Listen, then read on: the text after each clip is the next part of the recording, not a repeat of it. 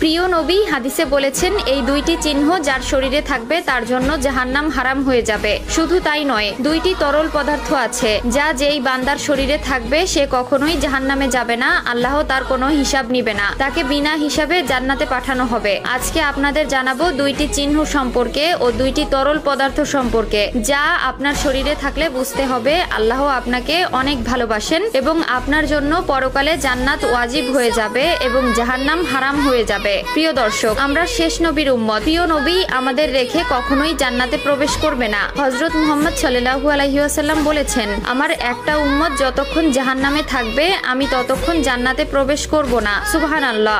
মায়ার নবী আমাদের কত ভালোবাসেন, তাই তিনি তার হাদিস শরীফে বলেছেন দুইটি চিহ্ন সম্পর্কে। এই দুইটি চিহ্ন যাদের শরীরে থাকবে তারা কখনোই জাহান্নামে যাবে না, তাদের আল্লাহ তাআলা বিনা হিসাবে জান্নাতে প্রবেশ করতে দিবেন এবং তার আমলনামা ডান হাতে দিয়ে দিবেন। অবশ্যই ভিডিওটি শেষ পর্যন্ত দেখবেন এবং শেয়ার করে দিবেন। যাদের শরীরে এই দুইটি চিহ্ন আছে অবশ্যই কমেন্ট করে জানাবেন। হয়তো আমরা অনেকেই জানি না আমাদের শরীরে আল্লাহ তাআলা তিল, দাগ অথবা চিহ্ন কেন দিয়েছেন। আল্লাহর প্রত্যেকটা সৃষ্টির একটা রহস্য থাকে, ঠিক তেমনই আমাদের শরীরের প্রত্যেকটা অঙ্গ এমনকি প্রত্যেকটা অংশই আমাদের কোনো না কোনো কাজে অবশ্যই আসবে। তো চলুন আগে জেনে নেই কোন তরল পদার্থ থাকলে আমরা বিনা হিসেবে জান্নাতে যেতে পারবো এবং কোন চিহ্ন দুটি থাকলে আমরা বিনা হিসাবে জান্নাতে যেতে পারবো। সবকিছুই থাকবে আজকের ভিডিওতে, তাই মনোযোগ দিয়ে অবশ্যই ভিডিওটি দেখবেন এবং সকলে ভিডিওটি শেয়ার করতে ভুলবেন না। প্রথম তরল পদার্থ হলো রক্ত।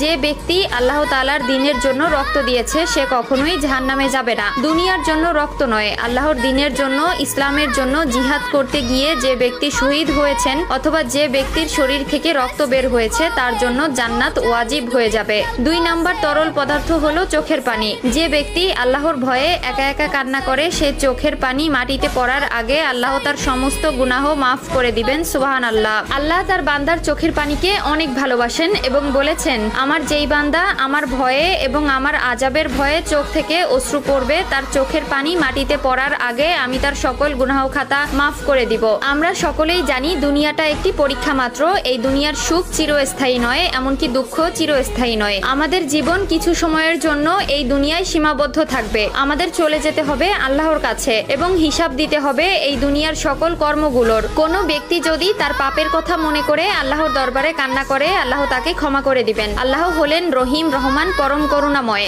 জান্নাতে দুনিয়ার এই দৈহিক কাঠামো থাকবে না। জান্নাতে বিশাল রাজ্যে রাজত্ব করার জন্য জান্নাতি সাজে জান্নাতিবাসীদের দেহ সাজানো হবে। সেখানে নতুন দেহ, নতুন বয়স, নতুন ভাবে মুমিনরা নিজেদের আবিষ্কার করবে। জান্নাতবাসীদের দেহের দৈর্ঘ্য হবে 60 হাত আর মানুষগুলো চিরতরুণ, চিরসবুজ থাকবে। তাদের বয়স হবে 30 থেকে 33 এবং তাদের দাড়ি থাকবে না, শরীরে কোনো পশম থাকবে না।